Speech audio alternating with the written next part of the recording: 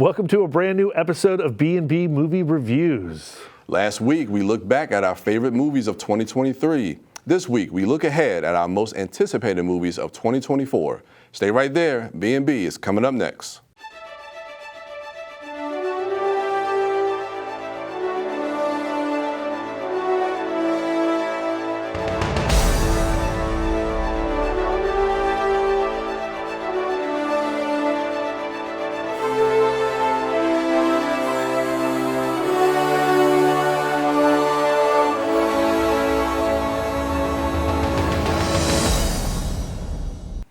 2024 is here, and even with the WGA and SAG strikes delaying production on some highly anticipated projects, there is still a full slate of movies coming to us on the big and small screen for us to get excited about. All right, Brad, 2024, yes. We are in the brand new year, and there is a slew of new movies coming out. What are we excited about? What are we excited about, man? So my 10 through 7 are, and I'm still formulating even as we're talking, but I'm going to go with Furiosa, Mad Max Saga. Okay. At number 9, Deadpool 3, and at number 8, Mufasa. I like that. I like Mufasa. I had Mufasa on my list. It's not in my top 10. My number 10 is the animated Transformers movie that's coming out in September, Transformers 1. Then I also have Bad Boys 4. Of course you do. I have to have that. And then I also have A Quiet Place. What is the subtitle on that? I have no idea because it's not on my list. Day One. I know it's from the director of Pig, and I love Pig, so I'm curious to see what they do with A Quiet Place prequel. Yeah, The Quiet Place, I've always responded to those movies, and this being, it's called A Quiet Place Day One, so I guess we're getting the start of how this invasion started. And I heard that the director of Pig had an interesting take that he brought to John Krasinski. Have you not seen Pig yet? I haven't seen it yet. Oh, man, you got to see Pig. Yeah, but just from seeing the trailer and the aesthetic of that film, he feels like a director that would fit nicely into this world of A Quiet Place. I suppose so. Like, to me, it doesn't quite gel yet, but I'm very curious because he definitely has a vision. Okay. You know, for me, with Deadpool 3 at my number 9, like, it's the only MCU movie, and it's the first time that Deadpool has entered the MCU. And it's a rated R movie. And it's rated R. First time for Marvel. Yeah, Disney doing rated R. I think the reason why it's not higher on the list is because I don't actually love the other two Deadpool films. Yeah. It's just not been a flavor of superhero cinema that I've enjoyed. But I am very curious to see how it integrates in with the MCU franchise. I think I want to see more from Deadpool 3 as far as like a trailer. We've seen a lot. There's a lot of leaked photos. There's a lot of leaked photos, but I'm just holding reservation on that just because I'm excited for it. I'm excited to see Deadpool back or not back, but for the first time in the MCU. But I want to know what this story is about. And how much interaction are we actually going to be getting with the MCU characters? Exactly, because we hear a lot of speculation about, this is going to rewrite the whole multiverse saga. This is going to rewrite this. I don't think it's going to do much for the greater story. And that's why I'm like, I don't want to get my anticipation too high, but I am excited just for him being in the MCU and knowing that we are going to get some multiversal characters. But what the story they're going to tell, I'm holding my breath on that. I'm wondering, the final sequence of Captain Marvel, the teaser at the end of that, the stinger, does that lead directly into what's going on with Deadpool 3? Maybe? Maybe. We don't know. But you also have Mufasa. Yeah, I'm very excited about Mufasa, which is something I don't think I would say if Barry Jenkins wasn't involved, one of my favorite directors. That's the main thing for me is Barry Jenkins. Yeah. And I know a lot of people had criticisms about that first Lion King live-action movie that Jon Favreau directed.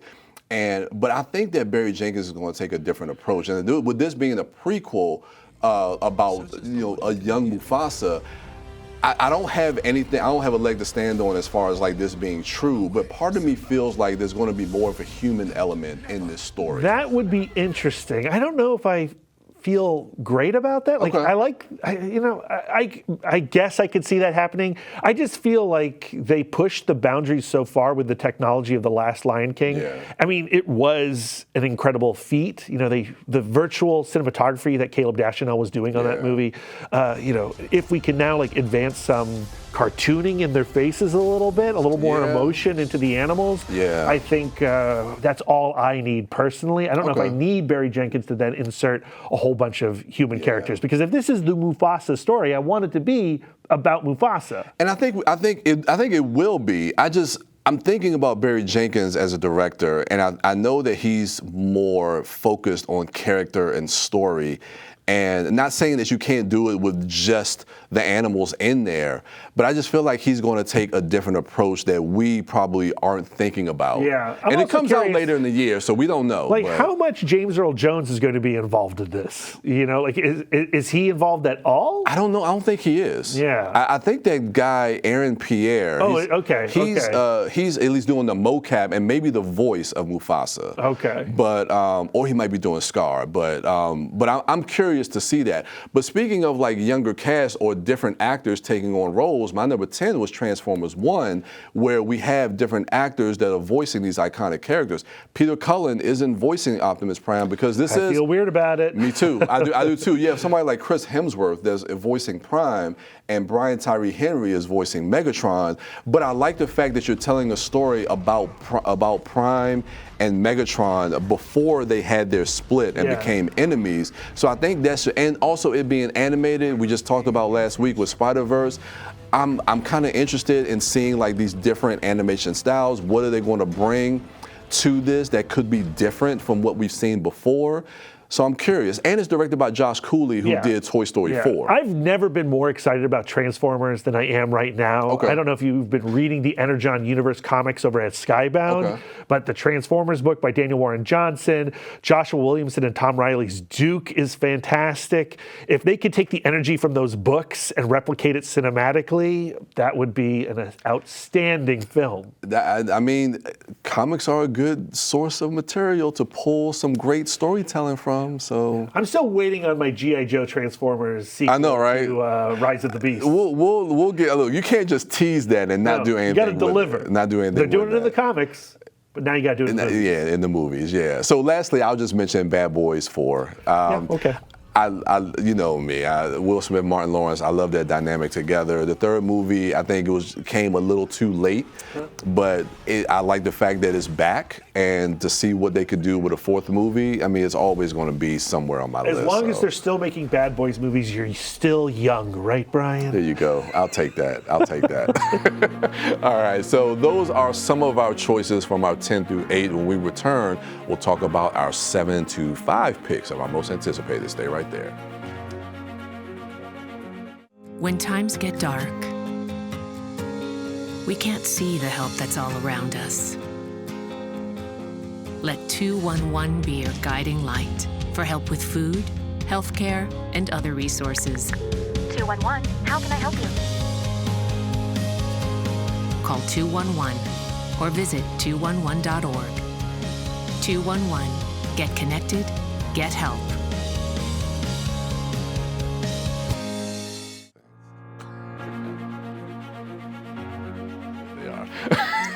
All right, we are back. We are going to continue our discussion of our most anticipated movies of 2024. So, Brad, all right, now we're going to get into our next 3. That is our 7, 6, and 5 pick.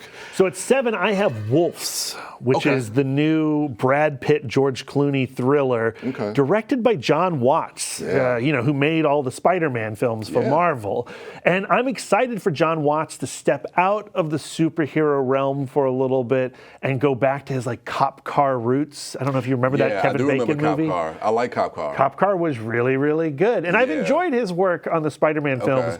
But John Watts, Brad Pitt, George Clooney, they're fixers. They've been hired by different people for the same job of some sort. I don't know. The trailer hasn't even dropped yet, but I like that combination. Okay, I love that combination. I mean, John Watts, like I said, I came to know him through Cop Car, and then when he got the job doing the Spider-Man films with Tom Holland, I think he did good with those movies. Have issues with Far From Home, but yeah. But I like John Watts. I like him as a director, and Brad Pitt and George Clooney coming back together since the Ocean movies. Yeah. I mean, that seems like a lot of fun. Yeah. My number 7, I have. All right, Brad, let's get into it. Boy. I know Ballerina. And we talked about this off air. You know, when you look at everything on paper, until you get to the directed by, it sounds really good. I love Ana de Armas. I love the John Wick universe. I want to see more of it. It's such a funky world. It's so weird. It's nonsensical in a lot of ways. Yeah. And she doing an assassin thing. Yeah, I'm all over it. Len Weissman has been very miss and miss for me. You know, like the Total Recall remake? Not a fan. Not a fan. You know, like all the lens flares, the flashy cinematography. I like lens flares. J.J. Abrams, Yeah, I'm not anti-lens flare. It just his track record for my tastes. They not great, not great. Yeah, I mean, I like the team behind it. I mean, I'm not as critical of Len Wiseman, but I like the team behind it. I like that we're getting more of the John Wick world. Were you satisfied by the Continental, the John Wick TV series? No. Okay. No. All right. Yeah. So you're keeping hope alive. I'm keeping hope alive. Yeah. And Ana de Armas can't go wrong. Yeah. So 6. 6 for me is a sequel. It's a trilogy capper. It's Ty West's new film Maxine, which will conclude the story that began in X and continued on in Pearl. X was a solid slasher-ish kind of movie starring Mia Goth, but it was the prequel, Pearl, also starring Mia Goth, that really blew me away. It's a fabulous film, an outstanding performance. By Mia Goth. Yeah. Scary, but also a lot of pathos. There's a lot of intelligence in that screenplay, and I just want to see how they're going to end this saga here. Which you have at number 5. Number 5, I have Joker. Folie à deux. Folie à deux. Folie à deux. Folie à deux. The Joker film. I really enjoyed it, actually, but I wasn't a big fan of its fans necessarily, or the conversation around it. But Todd Haynes coming back with Joaquin Phoenix for a performance that he got an Oscar for. Now with Lady Gaga as Harley Quinn. That excites me. And it's a musical. To a degree from what I'm hearing, but yes. I want it to be a full-blown musical. That'd be interesting to see. I ain't gonna lie. I want it to be an opera. The Joker needs an opera. That would be interesting. But I wasn't the biggest fan of Joker. I do appreciate that film, but Lady Gaga, I'm a huge fan of hers as a performer and as an actor, and I think having her as Harley Quinn, it should be interesting to see in that movie. My number 6 I had is Kung Fu Panda 4. I love that trilogy, and to the fact that we're getting that character, Poe, coming back. Jack Black is coming back in that character. We're getting Ian McShane back from the character that he played in the first film. They didn't have the 5 characters that he was with in the previous movie. Like Jackie Chan and Angelina Jolie, Lucy Liu, David Cross. But I hear that they are going to have an appearance in the movie. But watching that trailer, that dynamic not being there kind of gave me a little bit of pause, but I love that trilogy so much, and the way that the action is choreographed and animated. I've always just been a fan of Kung Fu Panda, so the fact they're making the 4th movie, I'm excited Kung Fu Panda movies always remained Kung Fu movies, which was impressive. Right? And that's why I love them. And I'll throw down some money to watch Part 4. Absolutely. Is the energy still there? Well, that remains to be seen. My number 5 is a divisive movie, and it's an election year, and this is one that I want to stay away from the conversation, but I do find this concept fascinating, and Alex Garland is directing it. Civil War. I'm not. It's an election year. I'm not. I just don't have the headspace for it. I know. The trailer gave me heart palpitations. I had a panic attack after watching Civil War. Hits maybe too close to home right now. I don't know. I know. I like Alex Garland. I think he's a very smart and clever filmmaker. And I think he can do something very smart and clever with this material. Nick Offerman as the president, like what we've seen of him so far. Vicious. Yeah. So yeah, that one might be a little hard to watch, but I'm looking forward to that one. So Well, we should challenge ourselves. oh yeah, we should. Those are our thoughts on our 7 through 5. So when we return, we're going to continue the discussion and talk about our 4, 3, and 2 picks. Stay right there. Jason, let's go see your room.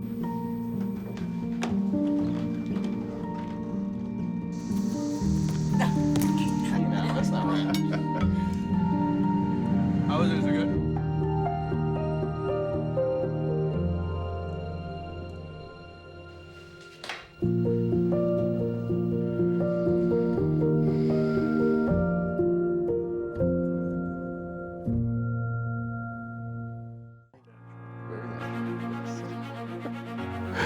All right, we are back. We are going to continue our discussion, so we're getting closer to that number 1. But first, we got to talk about our 4, 3, and 2 picks of our most anticipated of 2024. So, Brad. Yes. All right, I'm going to kick this one off. Okay. All right, so my number 4 is a sequel to one of my favorite Pixar movies. Okay. Yes, Inside Out 2 is coming this summer. Anxiety is entering the board of emotions. Yeah. I wonder if we'll get Bing Bong. What's his name? Oh, Bing Bong, not Bing Bong. Oh Bing God, Bong, no! Don't make me cry now. But yeah, no. But I love the conceit of that movie with the idea of, you know, going into the headspace of a young girl and seeing like the emotions and, you know, how they have to work through their emotions to really be able to, you know, talk through. I love the first Inside Out. Yeah. But to me, I wonder, can they add anything to this story that's new? Possibly. You know, I doubted that Across the Spider-Verse could possibly top Into the Spider-Verse, and maybe it did. We had a discussion about that last week. Yeah, I think that they can. I mean, we doubt Pixar a lot. I mean, it's been a rocky road. It's been a little rocky, but when it comes to some of their sequels, I know we just talked about Transformers 1 with Josh Cooley, who did Toy Story 4. I mean, I think they could really do something interesting, especially if you're bringing in these new emotions and having, I forget the character's name, that the girl, but as she gets, I just know anger, Bryan. I know, there you go. But as she gets older and as she starts to develop more emotions, how that and the story they're going to tell with that, I think could be interesting. Yeah. Then were we at number 3? Yeah. So no, 4 for me. Yeah. I haven't talked about my 4. There Don't you go. skip my 4. Bryan. I'm sorry. You know, for my next batch of movies that I'm excited about, I'm really most excited about them because of their filmmakers. And for my 4, I have Nosferatu, directed by Robert Eggers, you know, who made The Witch and what was the Viking movie? The Northman. Northman, yeah. And The Lighthouse. And then he did the Lighthouse as well. Yeah. So now we have Willem Dafoe and Bill Skarsgård as Count Orlok. I think that Eggers could just really eat up this material. It's going to be very atmospheric, very trippy, very scary, moody.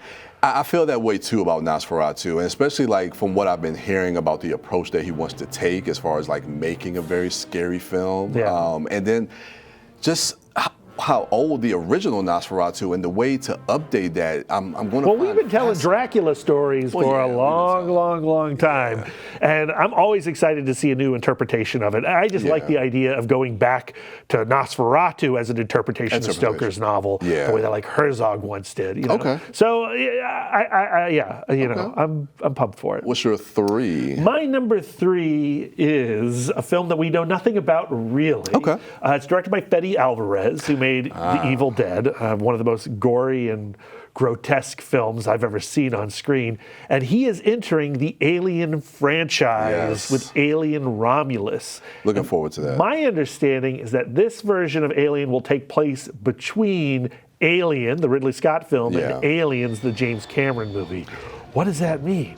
I don't know. But what gets me excited about this is the fact that, we've had these big franchises that feel like they've kind of run its course. And then you scale it back. So I'm thinking about Predator, when Shane Black movie came. The Predator. No. I don't want The Predator. But then, they released Prey on Hulu, and that brings more energy and it kind of revigorates the franchise. Yeah. I'm hoping that the alien Romulus, that Fede Alvarez takes a more scaled back approach to this. What I want from Fede Alvarez is to embrace a genre that's not necessarily one we've seen before. Like Alien, Ridley Scott was basically doing a haunted house movie. Yeah. Aliens was a war film, right? And David Fincher then kind of went back to claustrophobic slasher movie mode. And I want Fede Alvarez to do something else. Something new, something different from that. Yeah. What's your number 2?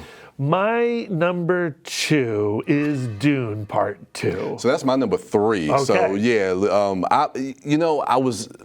your number 2? I'll let you. I'm just saying because I wasn't the biggest fan of the first Dune when I saw it, but as I rewatched that movie, I do like that movie more and more. And I can't deny that the trailers for Dune Part 2 look amazing. To me, it's I just love about Villeneuve. Living in that world. Yeah. The production design, the cinematography, the sound design, the costumes. Yeah. Like this feels like a kind of science fiction movie that they don't make anymore. They don't make it anymore. Right? And Denis Villeneuve has, one of the most sharp eyes in cinema right now, and I will follow him anywhere. And I loved the first Dune. Yeah. I didn't even really think we needed another Dune, even though I understand that the book was split in 2 or whatever. To me, the first one was totally fulfilling. Yeah. And I'm just excited to see what... I'm excited too, and I'm open to it. Like I said, the first movie has really kind of raised in my estimation, and those trailers have really sold me. So that was my number 3. It was Dune Part 2. My number 2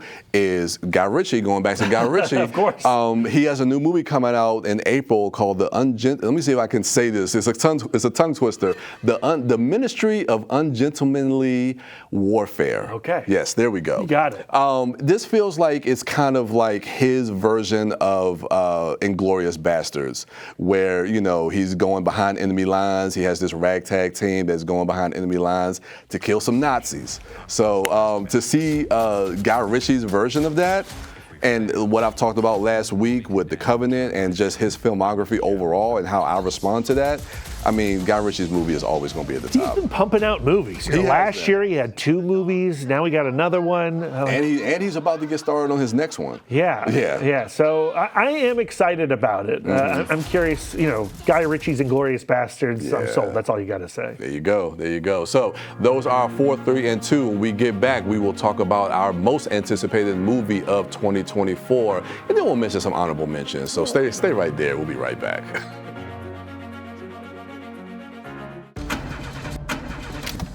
There's a blood shortage and we came up to Dead Lover's Point at midnight on Friday the 13th. Lame. Guess I'm gonna waste all this blood by dying in a predictable horror movie way. 50% of Americans like watching blood get spilled in horror movies, but only 3% donate it. When was the last time you donated blood?